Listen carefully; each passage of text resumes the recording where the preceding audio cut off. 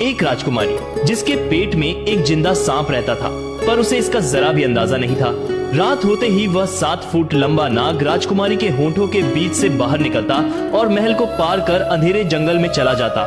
फिर सूरज उगने से पहले वापस चुपके से उसके शरीर में समा जाता। राजकुमारी बेहोश सी रहती, अजीब हरकतें करती और पूरा राजमहल इस रहस्यमयी बीमारी से परेशान था। पर किसी को भी शक नहीं था कि राजकुमारी के भीतर एक दानवीय नाग ने डेरा डाल रखा है।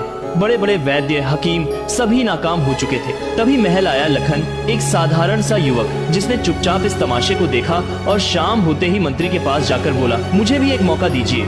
निराश राजा ने उसे अनुमति दी और लखन रात में राजकुमारी के कक्ष में एकांत में बैठ गया। जैसे ही घड़ी ने रात के 12 बजाए, लखन की आंखें फटी की फटी रह गईं। अचेत पड़ी चंद्रकला के मुंह से वो भयानक नाग बाहर निकल आया। वह दीवारों की छाया चीरता जंगल में गायब हो गया और रात के अंतिम पहर लौटकर फिर से उसके अंदर समा गया।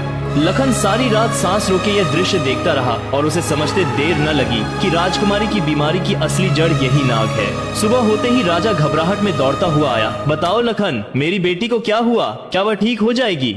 लखन शांत स्वर में बोला, महाराज, मैंने सच जान लिया है। ईश्वर ने चाहा तो राजकुमारी अवश्य ठीक होगी, लेकिन मुझे एक रात और चाहिए। बस एक तलवार और मिट्टी से भरी हुई एक बड़ी बाल्टी का प्रबंध करवा दीजिए। राजा ने तुरंत आदेश दिया और अब पूरा महल केवल एक ही इंतजार कर रहा था, रात का वह घड़ी जब राजकुमारी की किस्मत तय होनी थी।